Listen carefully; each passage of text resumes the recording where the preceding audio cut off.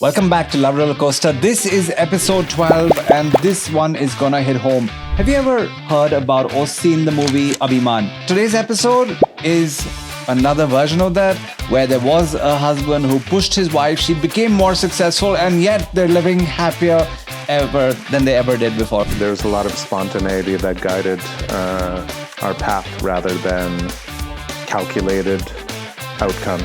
It's like the opposite of everything that I would have scripted for myself is what happened. Some men tend to feel emasculated if their wife is doing better than them. I've been very fortunate that people have almost like propelled my career as a woman, including a lot of men.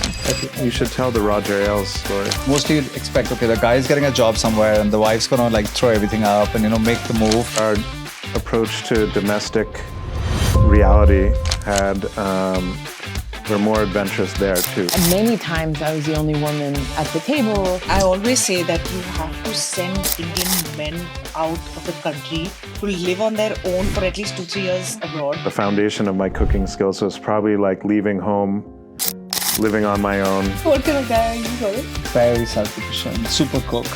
I remember one time I was cooking, we were in a cooking contest in Cambodia and I made the best spring rolls. You see how everybody's laughing? It's true. The guy holding the course is like, dude, those are the best spring rolls I've ever seen. He's like a ninja going and he cut the vegetable, I don't know how, and he threw everything in. Wait, did he really? He did, but then everything was laid out for him. Welcome back to Love Rollercoaster. This is episode 12 and this one is gonna hit home. Have you ever heard about or seen the movie Abhiman? Amitabh Bachchan and Jaya Bahaduri at the time.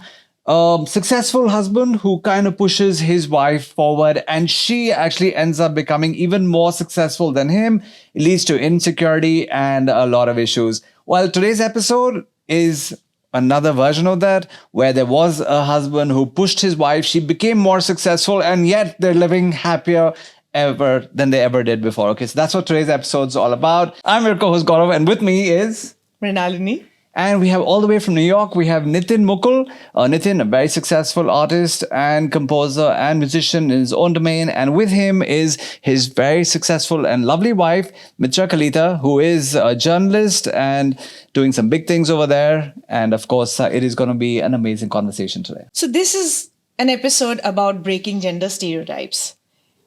Somewhere along their marriage, Mitra became the primary breadwinner, while Nitin stayed at home, looked after the kids while doing his own stuff on the side.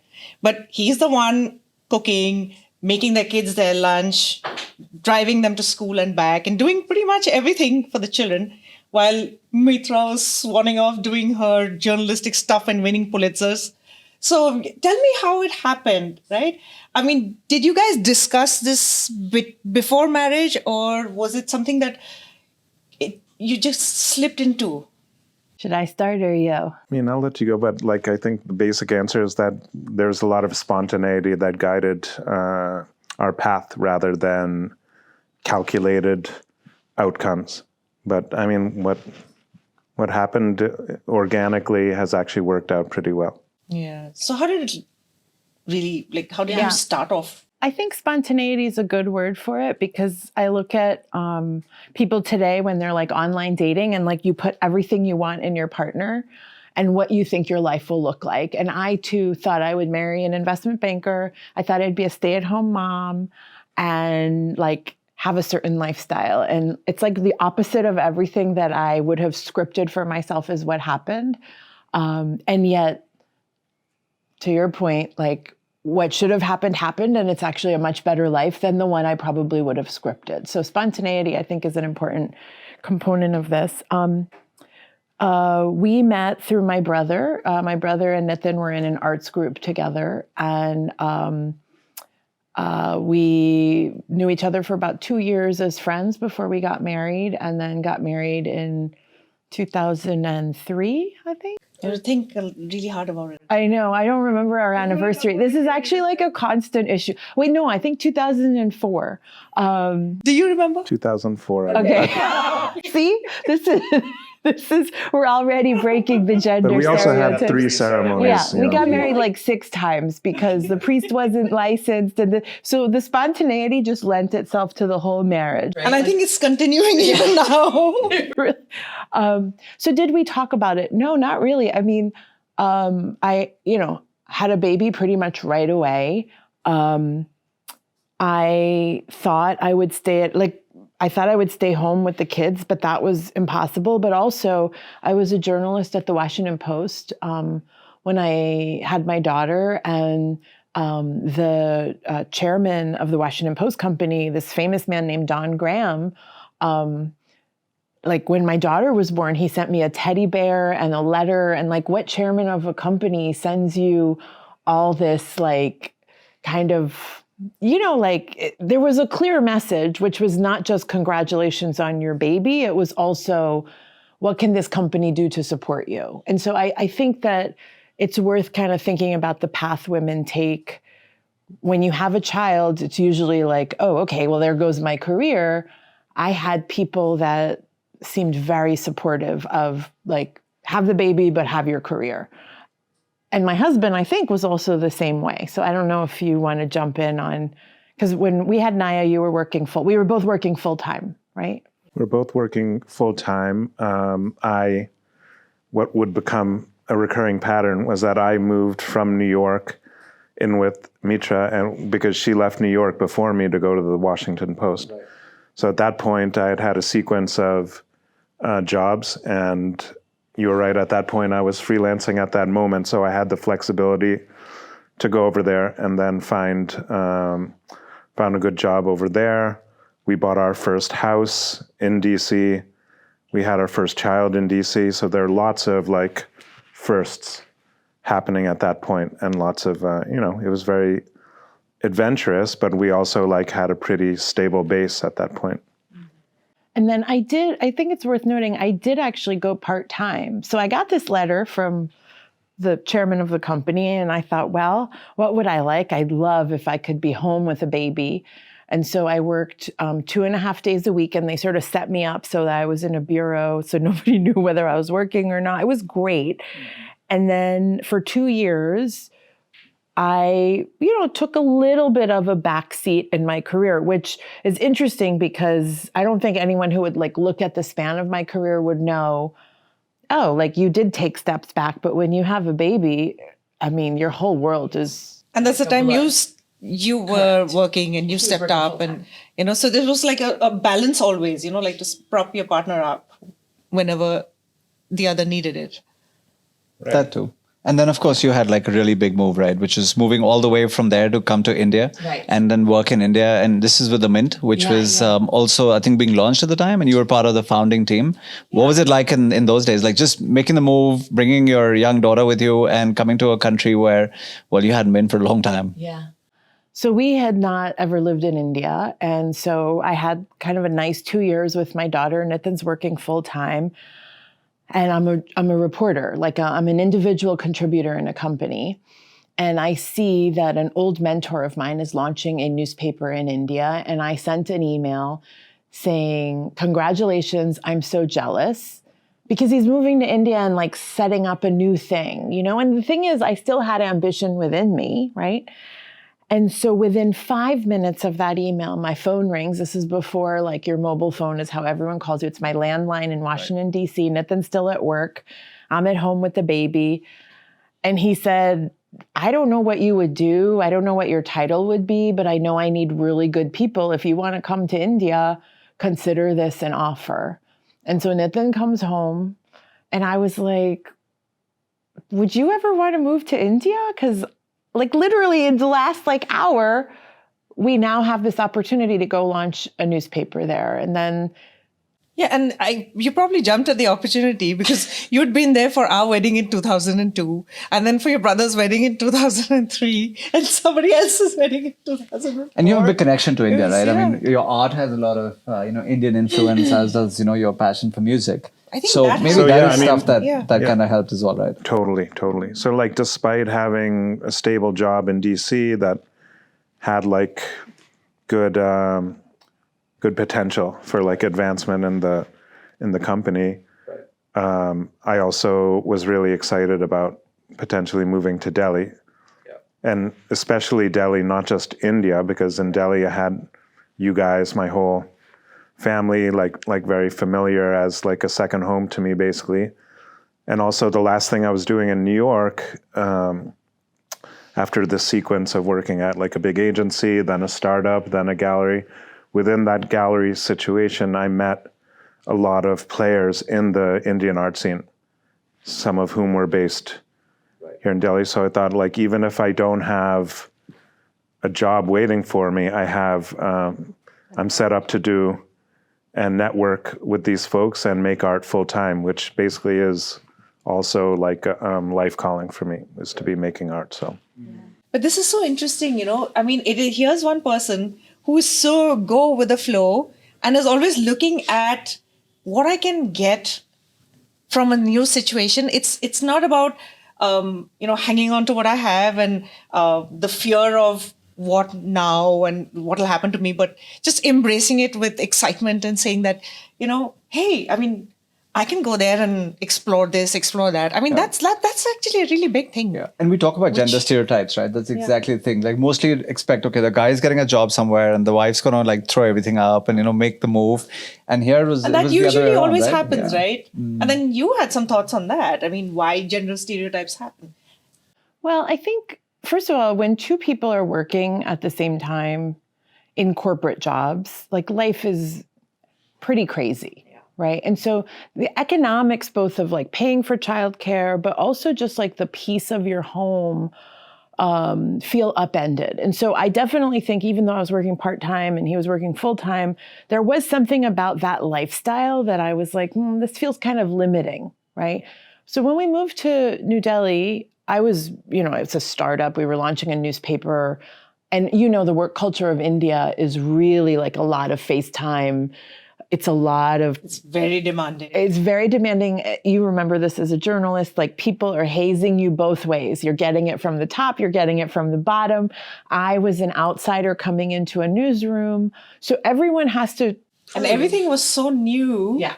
Yeah. And this was also in India that was being, like what we were trying to capture in Mint, the newspaper, was like, this is in India being redefined. And so there was something very meta about us coming and, me covering this and then him doing the art that kind of captures this moment. Because a lot of his art is also situated in, this moment. So I think, but anyway, getting to kind of the gender stereotypes of it, I mean, I think at some stage you do have to look at the economics and say, is it actually more advantageous for one partner to keep the peace at home and another to not just be the breadwinner, but actually to really advance in the career, right? Meaning seize every opportunity, be available. You need to go fly to Hyderabad to go hire a journalist, or great, you're on the plane tomorrow. Like just the flexibility requires. You have someone support. looking after your kids at home and keeping everything, sorted. But also usually about 95% of the time, Is the man. It's the woman It's who is at home looking after everything, right? Yeah. Keeping the home, running, keeping the kids in their schedules and looking after them physically, mentally, and emotionally, and all of these things. So with you guys, but again, the reason why that happens is, I think, as you were mentioning earlier, women usually get paid less than men, right? So that's something that. Right. So if women are going to be paid less, when you look at the economics, you're like, okay, the man should be the one who moves forward. I think I benefited from a few things that, one was this trajectory that it felt in some ways there were a lot of people around me willing me into positions, right? Like, for example, that phone call that I got within a few minutes of sending an email, somebody, in hindsight, you realize someone was familiar with my work, was like, oh, I would like some of that DNA in the startup. And so I've been very fortunate that people have almost like propelled my career as a woman, including a lot of men, right? A lot of men have said, oh, she's talented, like let's, support her. I think the other thing is that my parents didn't know any journalists. So there was something about an immigrant mindset, which takes us back to the US, but it's like, we don't know any journalists, but if this is what you're going to do, you better be the best that there is. Like that's a classic kind of Indian mindset, I think, of, we don't know what you're going to do, but we're supportive, but you better not screw this up. Be overachievers. Be an overachiever. Right. Exactly. So I think that I also felt like I can't let anyone down here. So I'm, again, in hindsight, you kind of look at these decisions, and as a woman advancing, like many times I was the only woman at the table. Many times I was the only Indian or person of color. In the US, it's not like there's a lot of executives that look like me. And yet, because so much of my ascension, if you will, felt like there were people willing me into doing it, I didn't feel so alone. I felt very supported. This is an anomaly, actually. I mean, it's either, Mitra, you are extremely special or you have extraordinary journalistic skills or people skills.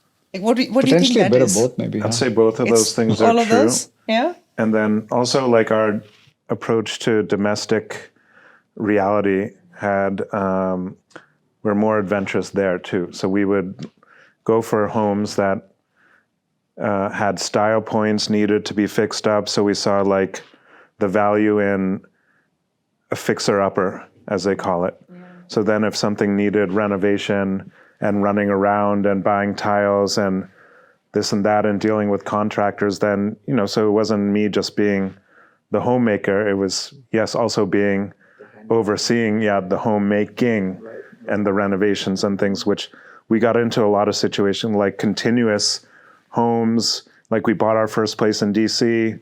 We did that while we had the baby and then sold that place a year later, bought another place, made a decent amount of money on the first place, and then moved to India 6 months later and kept that house. I totally forgot. I think the economic, like I keep mentioning the economics, but I'm like, look, we also got to buy homes. Like the one he's talking about was like $600,000 versus $1 million. Why? Because this woman had lived there for 50 years and nobody but the two of us would have bought this house, right? And people have said that. We've been married more than 20 years now. We've probably bought and sold, 6 or 7 homes. All of our friends are like, only you two would take this and turn it into that. And so I think that's like a part of the balance, because maybe I don't know if that defies gender stereotypes. I think it kind of does, because you also have to have somebody that is managing the home, although construction is probably considered more masculine. I don't know. Yeah, but it's very interesting to see how they have a lot of stuff in common also. They have common interests. Right. So you guys go hiking together, and it's not like, like he's got his interests and he's doing his own thing and she's doing her own thing. Even while you guys are busy doing your own things, you'll still do so much together. Yeah. In terms of extracurricular. So when we were doing our kitchen, our architect. Except for the interest in shopping and records. Oh, shopping. I hate records. I can't stand his record shopping hobby. And Nitin was just telling me that he has now more than 5,000 records. He just bought another record today. We started collecting when he was 12 years old. Yeah, just imagine like organizing That's that in the house. That's a pet peeve, I think. It's a good thing I don't organize the house. No, but our architect was like, this is a tile you both agree on. Because like he's a little more contemporary and I'm like more of the Indian ornate style. So anytime there's a point of agreement, she's like, you agree, just buy it. Like just, sort of like that. It's a funny thing. Yeah. Do you guys fight a lot? I think so. Not like overtly. But I don't. Not overtly. I don't. You're not the. We disagree. I think we disagree on like. These days we don't have time to. Right. And, we're both in the same house. We're both like on different floors. We have our daily Zoom meeting check-in with our company. But then after that, we're basically like in our own sort of worlds. Like Mitra's in Zoom meetings like all day. I'm basically like creating like in my studio, right. Whether it's for our company or independent art projects. Because for me now, those things have like mesh together in a really good way. Yeah. But take me back to the time when, again, you said, or you're telling your parents that, okay, I'm probably giving up my job and I'm going to be, moving to India or moving, with Mitra to wherever she's actually headed. How did your parents respond? Because your mom has been, pretty much a very conservative, brought up in a Punjabi household, etc. So what was the impact of, parents or the feedback from parents when this happened? I think like because there was a turning point just before I met Mitra, where things were a little bit more shaky. So like right after graduating college, when I'm still in Massachusetts, I had a job lined up at the Museum of Modern Art, but not with benefits, just basically like a wage type job that a lot of actually famous artists have done that job before they became big names, basically working at the front desk of the Museum of Modern Art. And my mom was mortified about that. Mm-hmm. She thought you'd be a good software professional. Something like that. And so I said, okay, fine. And so I stayed in around college, and luckily I got a job at PBS station, public television, which was great. And but I basically I was around there for about 4 or 5 more years. Right. And then I was feeling a little bit constrained. And then this job opportunity came up in New York with a good salary and good benefits and the whole plan. And then I met Mitra shortly after moving to New York. That was 99. So about a year and a half later, a lot of things happened in that year and a half leading up to 9/11. I moved from the big company to a smaller startup. Mm-hmm. Coincidentally, it happened to be in a building in Soho where Mitra would work later. That place folded. Then I went to an art gallery, which I was managing, but it was basically like a nonprofit run by a hedge fund manager. Right. So 9/11 happened. He closed that place too. Okay. And I was managing his collection for a while. Mm-hmm. But long story short, once I moved to New York, I think my parents were a lot more confident that I had was headed in the right direction. Mm-hmm.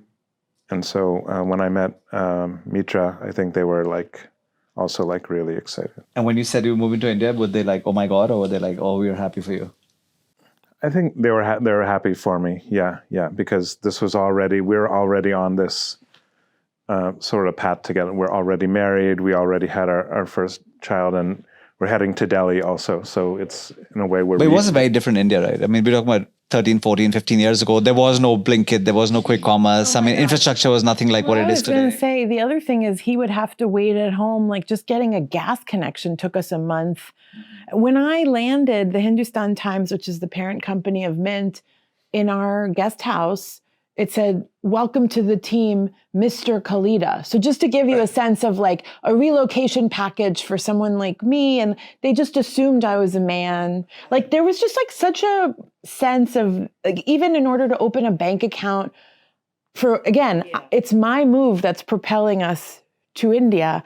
And it's my father's name or my husband's name listed on everything. This is a problem every independent woman who tries to get any administrative stuff does. And so many of my friends have complained about this, where, they're the ones, the women are building the homes, literally construction, running to the registrar, running to this one, that one. Yeah. And they're all like, where's your husband? They only want to talk to the man. Yeah. It's again, these gender stereotypes. And for someone like you to break that. Yeah, I finally exploited it and just said, fine, you want to talk to him? He's the one at home, and that's what we'll do. But you're right, it comes up at every turn. And eventually I think we just kind of got used to it, and it's whatever is most efficient, we'll just go with whatever people want of us. Which I think there's a version of that's almost like an Indian feminism, which is I'll exploit the system to get what I need out of the system, even if the system is very much stacked against us, right? So, yeah. The Mr. Kalita story is funny because one time what happened is we were at our honeymoon and we just finished with the Maldives and we were heading to Sri Lanka. And there's apparently a guy who was there to pick us up. Again, there were no mobile phones, or at least no global roaming.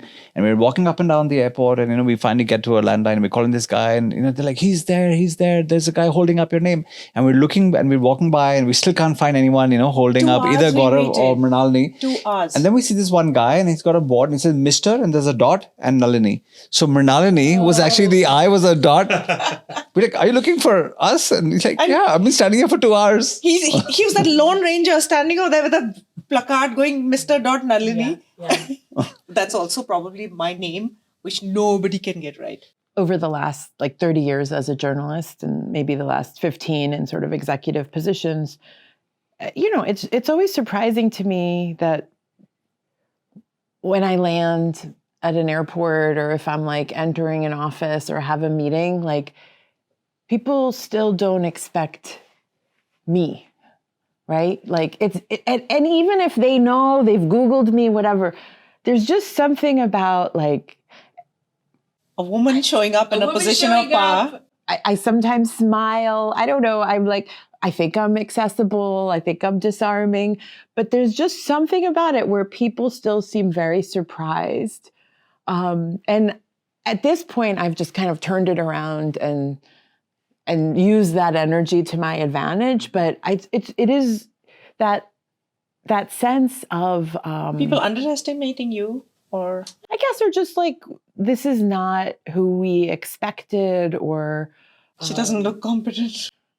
maybe, I don't know, I think you should tell the Roger Ailes story. Yeah. I mean, it's like also like so many times. So Roger Ailes, who was the head of Fox News. Where I worked for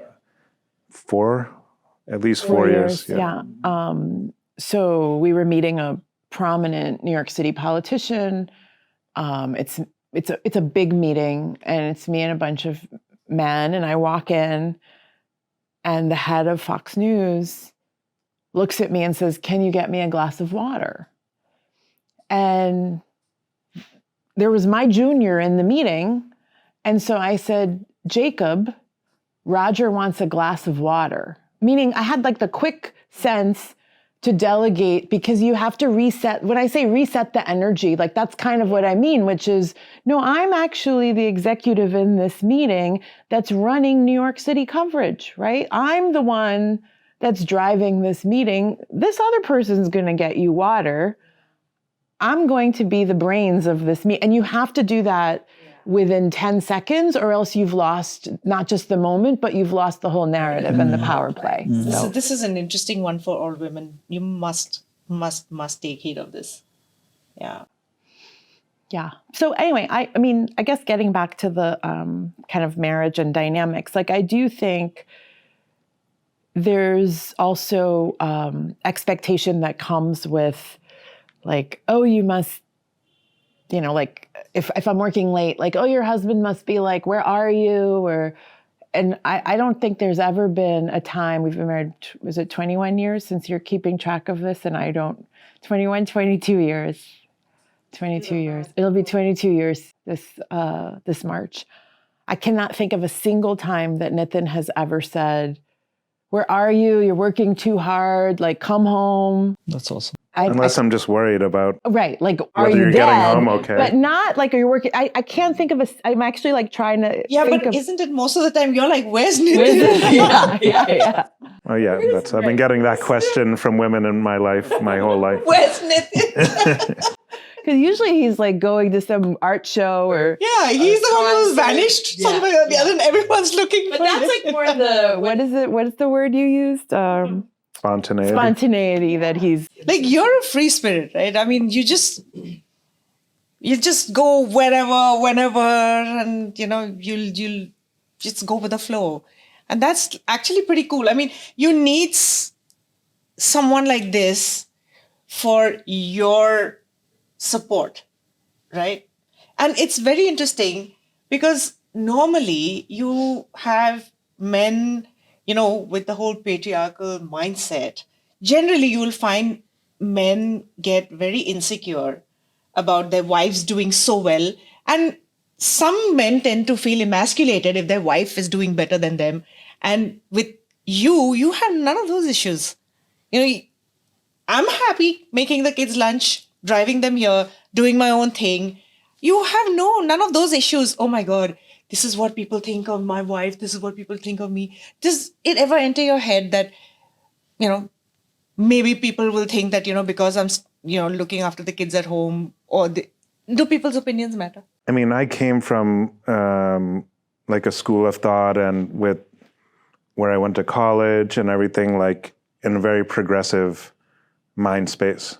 So like I would say that I already had a sort of grounding in feminism, just because of like what I was studying, who I was studying it from, where I was hanging out. Well, I was studying art, but also like anthropology, social sociology.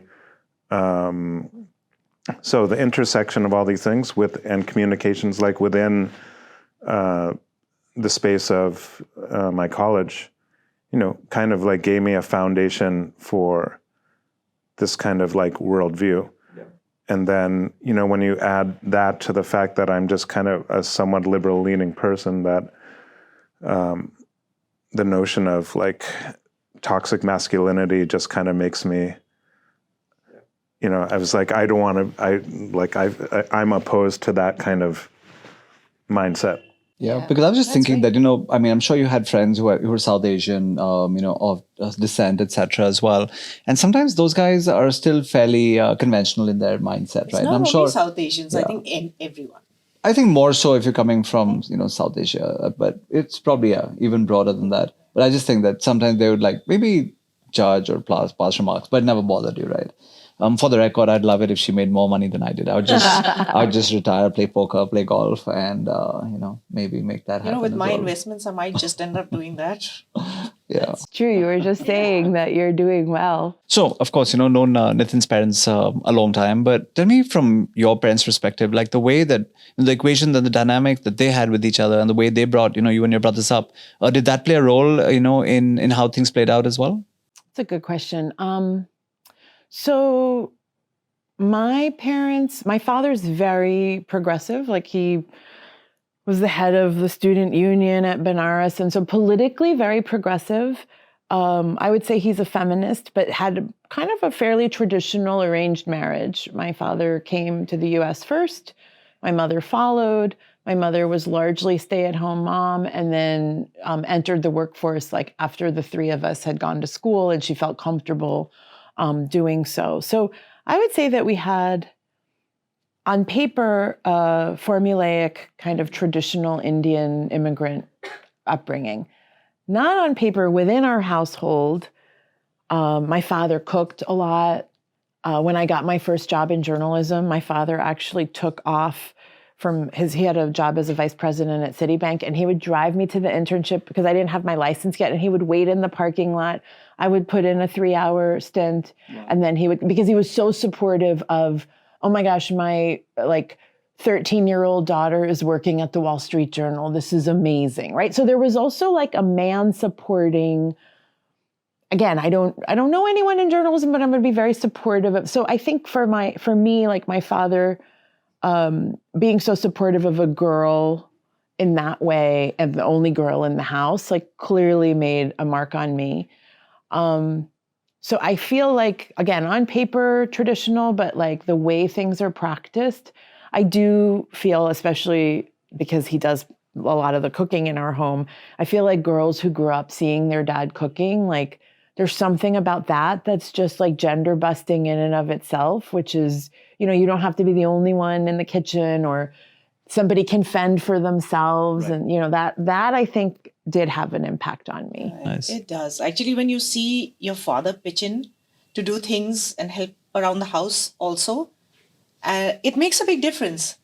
Yeah. Like my dad, once he moved from Assam to Vietnam, he was on his own, and he had to learn to cook the things he wanted to eat for himself. Yeah. And then he became this fantastic cook. And, he would make these fried noodle baskets, and he would fill it up with honey prawns and things like that. And we were in shock because in Assam, all he knew how to do was like fry an egg, and that was it.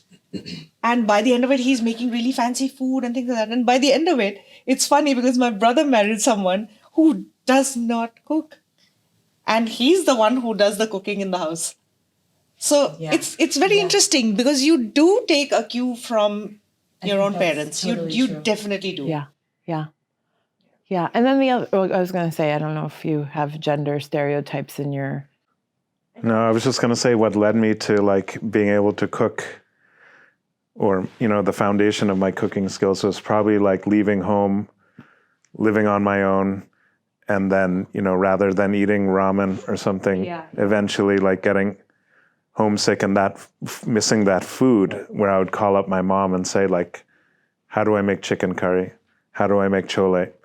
Well, chole I could live on, costs like $1 for a can. So that's a very economic thing also, where I can make Indian food. And so she would just tell me, I would just write it down. And then actually Mitra's dad also taught me how to make some good dishes as well. So I've just been like collecting.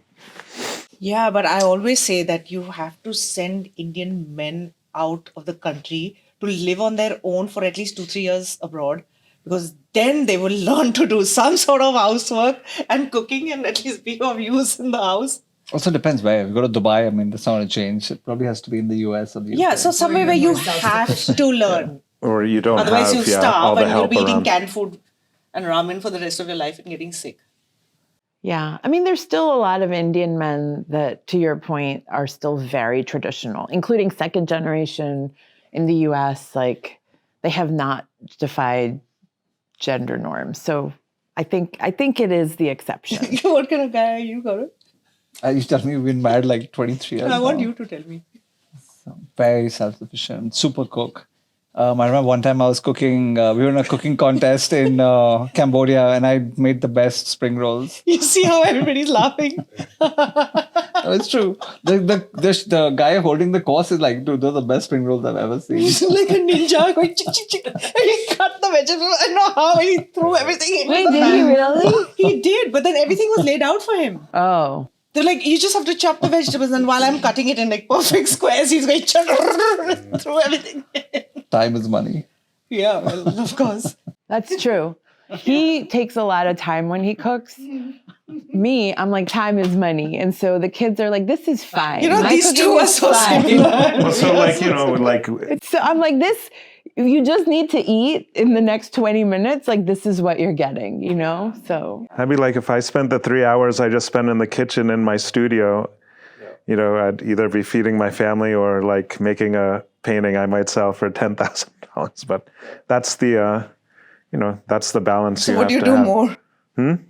What do you do more? Well, because like during the day, I'm doing a lot of my job stuff. So then, you have to think of it as like having 3 different jobs, like taking care of the house, keeping people fed, making my artwork, which, is a career, is a life pursuit. And then also the things that are like the nature of, doing what we need to do for the I'd say business. it's very as well. commendable. There are very few people, like you. And I think the equation that you guys have, like I said, it just works.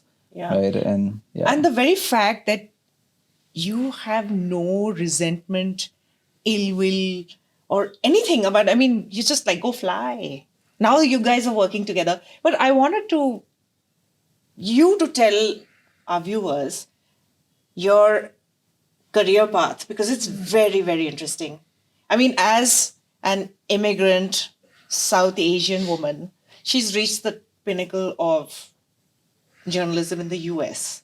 And you were also named one of the most influential journalists in the US. One of the most sought after journalists in I the don't even US. know. I mean, so there's like awards, and that's great. But Stop being modest now. No. I'm like, there's awards, but then just briefly, like the summary of my career, I really kind of did everything right. Like you start at similar to India, right? You start in a small market and you work your way up. So in high school, I did work at the Wall Street Journal classroom edition, and that's like when I thought, oh, you can make a career out of this. And then in college, I was the editor of the college newspaper, and then I did internships at small outlets like Newsday, the Baltimore Sun, and then I was at the Wall Street Journal. My first job was at the Associated Press. And then I worked at Newsday for 3 years. That's when 9/11 happened. And I do think in some ways after 9/11 in the US, it felt like, oh my gosh, we're never going to cover another story. And I do feel like for the last 25 years, there's a direct line from 9/11 to the administration of Donald Trump. And I do feel like I've been on this story, right? That in many ways I'm uniquely positioned to tell, but also oversee coverage of. And so after Newsday, I went to the Washington Post. That was, of course, during a global economy that was shifting tremendously. India was a big part of that narrative.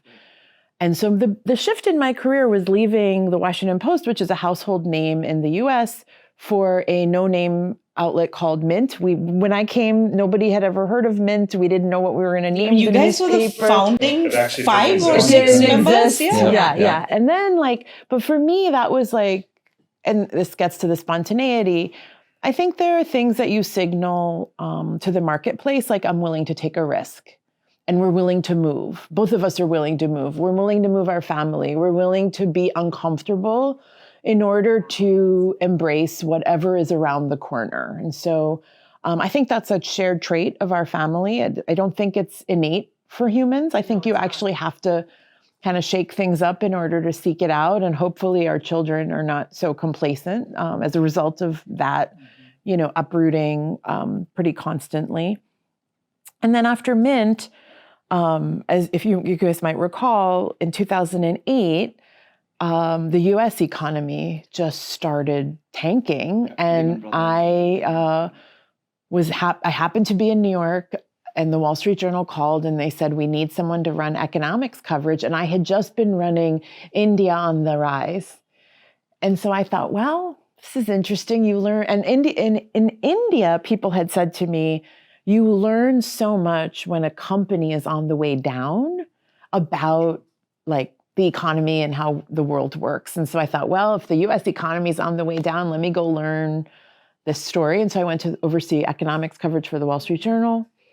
And then I had another opportunity to do another startup at a also no-named outlet called Quartz, which was a division of The Atlantic, covering the global economy. Yeah, that was great. And then I launched an India division. We launched an Africa division. And this was pretty much online, right? It was online. So that was like my That's real one of the first digital media. Yeah. And so that's kind of like, I do think that there's this element of, and you and I have lived this, like journalism has been so disrupted in our lifetimes by phones, by social media, by SEO, by political AI, climate. and then of course the rise of autocracies all around the world.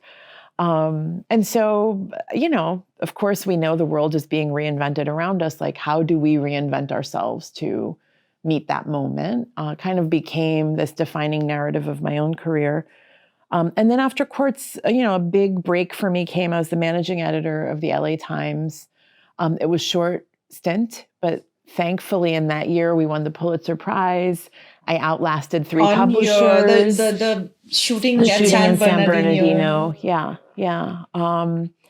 And also, like, again, like every story I had done, like it was like, oh my gosh, who are we going to call to explain Islamic fundamentalism? And I was like, oh, I've covered Deoband and all these other, meaning your whole career comes to light in moments like that where you're like, this is not a coincidence, right? Everything I've ever done has trained me for this moment.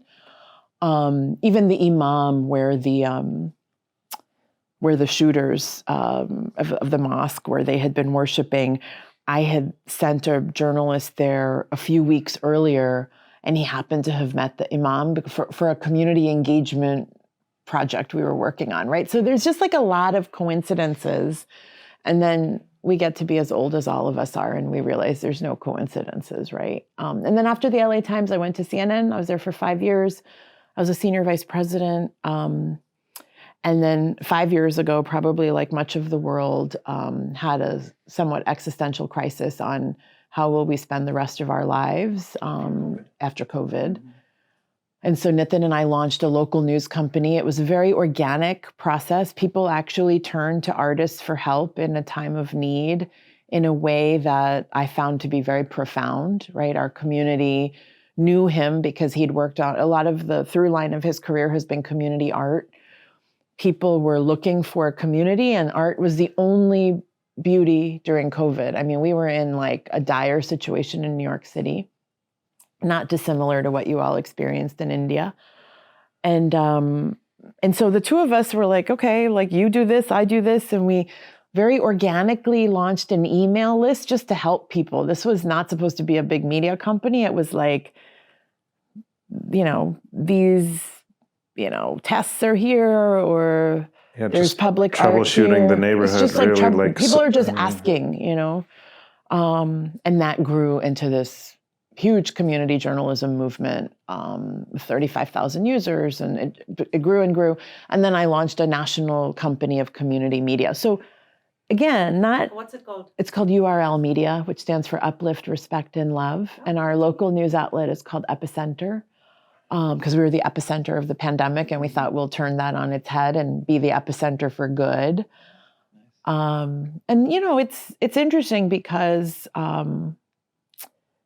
again, like I've worked for the largest news organizations on the planet, and there's something very humbling about starting an outlet like this. Nobody's ever heard of it, and what's the end game? But there's also something really redeeming about small change and local news right now. And it feels like a much worthier way to spend this phase of our careers. Yeah. Yeah. I think at this point in time in our lives, at this age, it's now not about, earning and your career. It's about, how to engage the community and how to Give back. give back. So I have one last question for you guys. How does one really make their children feel safe and heard? Like, how do you guys do it? See? Oh my God, this is so telling.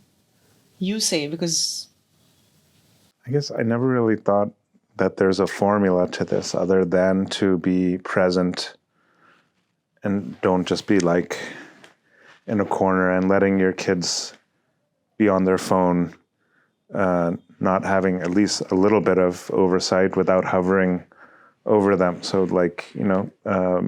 balance.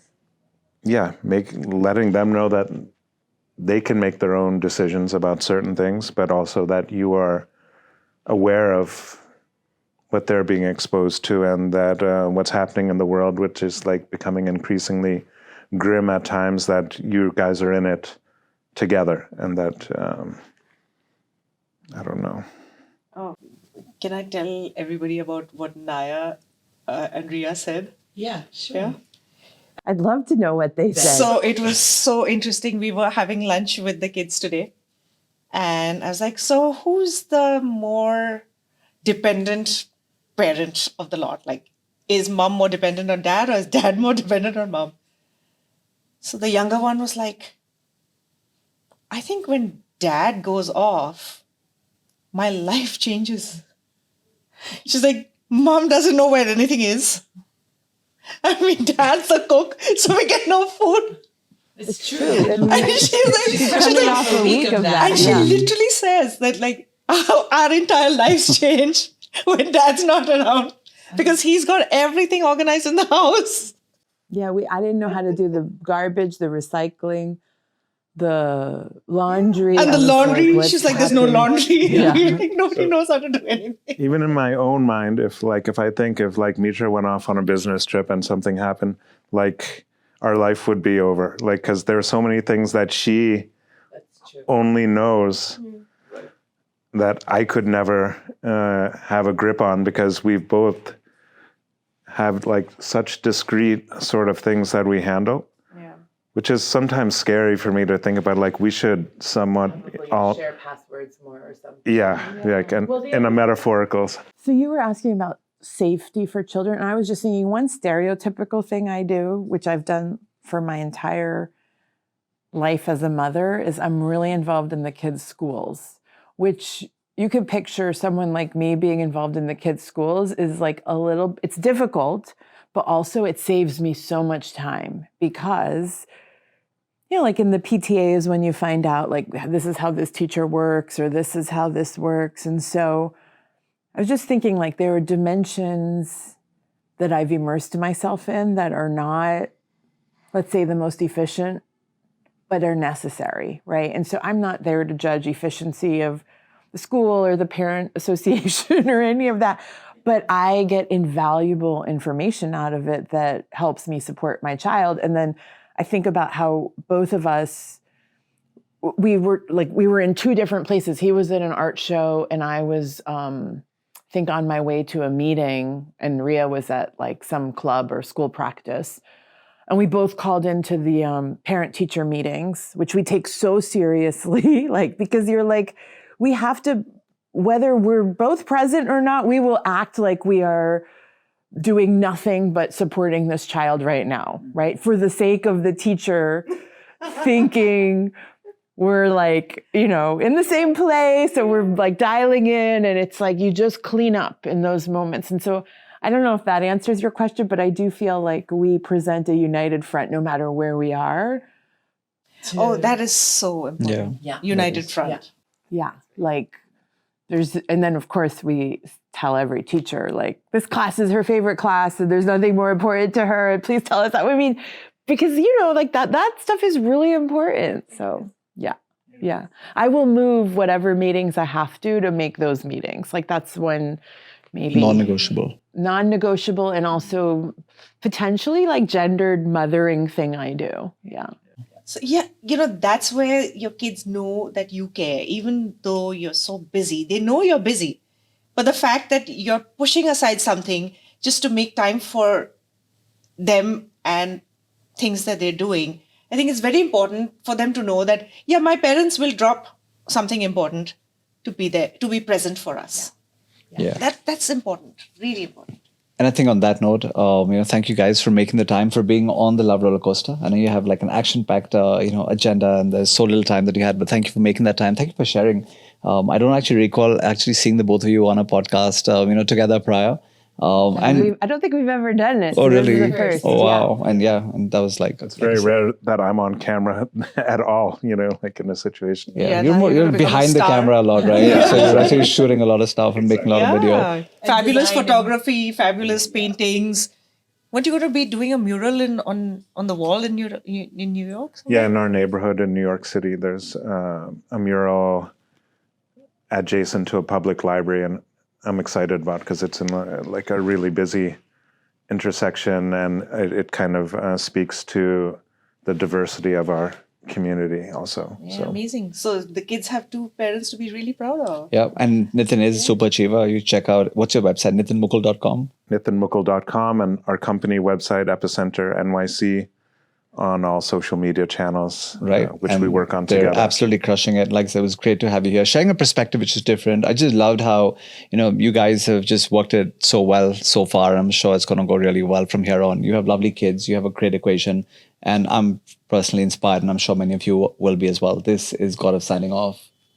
Yeah. There's nothing else to say, but thank you guys, and it's been a pleasure. Thank you for having us. Thank you.